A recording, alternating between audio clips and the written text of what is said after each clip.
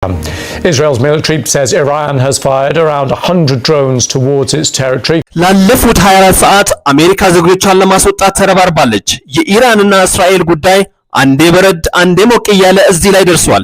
ከ200 በላይ የሚጠጉ የእስራኤል ጀቶች ተራራ የሚሰነጥቁ ቦምቦችን እየጫኑ ኢራንን መደብደብ ጀምረዋል። ምክንያቱም ደግሞ ኢራን ኒውክሌር ቦምብን ለመታጠቅ ከጫፍ ላይ መድረሷ ነው። የአሜሪካው ፕሬዝዳንት ትራምፕ ከኢራን ጋር የጀመሩት የኒውክሌር ድርድር ፈርሷል። ይህንን ተከትሎ መካከለኛው ምስራቅ ጭንቅ ውስጥ ነበር የሰነበተው። ኢራን የኒውክሌር ቦምቧን ዩራኒየም ከፍ ብሎ እንዲበለጽግ በፍጥነት እንዲያልቅም ትዕዛዝ ስለመስጠቱ የተነገረ ባለበት ጊዜ ነበር የአሁኑ የእስራኤል ድብደባ የተጀመረው። ከጥቃቱ ዜና ጋር ተያይዞም ዓለም ጭንቅ ውስጥ ገብታለች። ለዛሬ ይህን ጉዳይ ለመዳሰስ ወደድን። አብራችን ቆዩ። Targeted Iran's main enrichment facility in Natanz. We targeted Iran's leading nuclear scientists working on the Iranian bomb. ሰላም አልባው የመካከለኛው ምስራቅ ዓለምን በተለያየ ጎራ ሊያሰልፍ የሚችል አዲስ ጦርነት ማስተናገድ ጀምረዋል። ሲጠበቅ በነበረው መልኩ እስራኤል የኢራን የኒውክሌር ማበልጸጊያ ጣቢያዎችን በቁጥር በበዙ ጀቶች መደብደብ ጀምራለች። አሁን እየወጡ ያሉ ዘገባዎች እንደሚያመለክቱት እስራኤል ኢላማ አድርጋ በቦምብ እየደበደበች ያለች የወታደራዊ ቦታዎችም ጭምር ነው። የአሜሪካው ፕሬዝዳንት ትራምፕ ከኢራን ጋር ያደረጉት የኒውክሌር ድርድር ገና ከመጀመሪያው እንደማይሳካ የታወቀው ትራምፕ ኢራን የጀመረችውን የኒውክሌር ፕሮግራም እንድታቆም ከዚያም ሲያልፍ እንድታፈነዳ በመጠየቃቸው ነው ተብሏል። በተቃራኒው ኢራን ኒውክሌር ለመታጠቅ የማንንም ፍቃድ አልፈልግም ማለቷን የሚታወስ ነው። የፖለቲካ ተንታኞችም ጨዋታው የፈረሰው እዚህ ላይ ነው ሲሉ ተደምጠዋል። በእስራኤል በኩል ኢራን በጉዳዩ ላይ እንደማትስማማ በመደምደም ለወራት ለጥቃት ስትዘጋጅ እንደነበረ የሚያሳብቅ ጥቃት ነው እየፈጸመች ያለችው። አሁን ባለው ሁኔታ እስራኤል በጀቶቿ ኢራን ደግሞ በሚሳይሎቿ ተፋጠዋል። ለዚህ ጦርነት እስራኤል ብቻ አልነበረም ዝግጅት ስታደርግ የከረመችው። ኢራን በበኩሏም ከፍተኛ የሆነ ወታደራዊ ልምምድ ስታደርግ የዓለም ሕዝብ ተመልክቷት ነበር። በተጨማሪም ኢራን ጦሯን ለመመከት ብሎም ለማጥቃት በተጠንቀቅ እንዲቆሙ ማዘዟንም አስታውቃ ነበር። አሜሪካ በበኩሏ የሀገሪቷን ዜጎች ከቴል አቪቭ እና ከኢየሩሳሌም እንዲወጡ አስታውቃለች። ከዚህም በላይ ጉዳዩን የሚያወሳስበው ደግሞ ኢራን እስራኤል ጥቃት የምትፈጽምባት ከሆነ እንግሊዝና አሜሪካ ተባባሪ ስለሚሆኑ አጸፋዊ ጥቃት ለመፈጸም ቦታ አልመርጥም ብላለች። አስተያየት ሰጪዎች እንደሚሉት የዚህ ሁሉ ውጥንቅጥ መነሻው ትራምፕ ያፈረሱት ሀገራቶች አሜሪካንን ጨምሮ ከኢራን ጋር ያደረጉት የኒውክሌር ስምምነት ነው ይላሉ።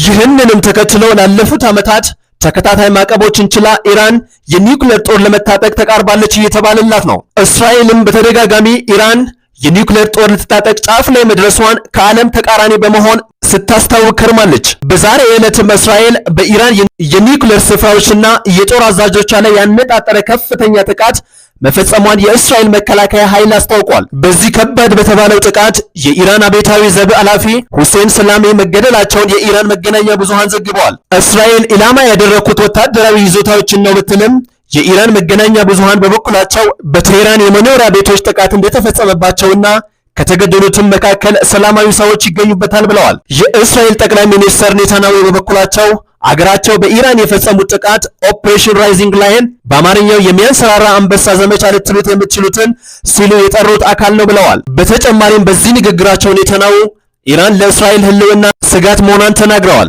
ኢራን በምላሹ በቅርቡ አጸፋዊ የመልሶ ማጥቃት ልታደርስ እንደምትችል የገለጸችው እስራኤል የአስቸኳይ ጊዜ ባወጀችበት ጊዜ ነው። የኢራን መንግስታዊ ቴሌቪዥንም እስራኤል በፈጸመችው ጥቃት ሕፃናትን ጨምሮ ሰላማዊ ዜጎች መገደላቸውን ዘግቧል። በዚህ እስራኤል በወሰደችው ጥቃት ሁሴን ሰላሚ የኢራን አብዮታዊ ዘብ ኃላፊ ተገድለዋል። የሀገሪቱ የአቶሚክ ኤነርጂ ድርጅት ኃላፊ የነበሩት የኒውክሌር ሳይንቲስት አባሲም ተገድለዋል። እኚህ ግለሰብ ለኢራን የኒውክሌር ማበልጸግ የአንበሳውን ድርሻ እንደተጫወቱ የሚነገርላቸው ሳይንቲስት ናቸው።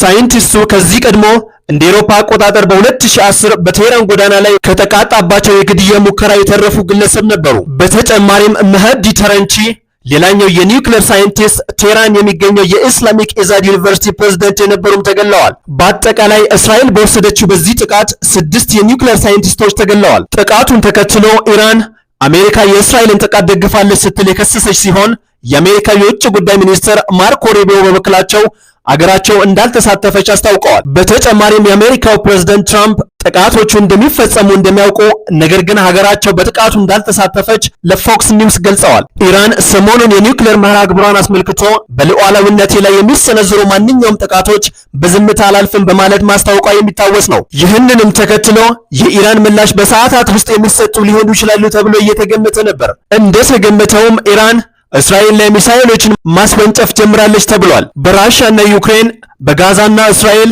በእስራኤልና ሂዝቦላ፣ በእስራኤልና የመን ሁቲዎች የነበሩ ጦርነቶች ላይ ተጨምሮ ዓለም ሌላ ትኩሳት ተጨምሮበታል።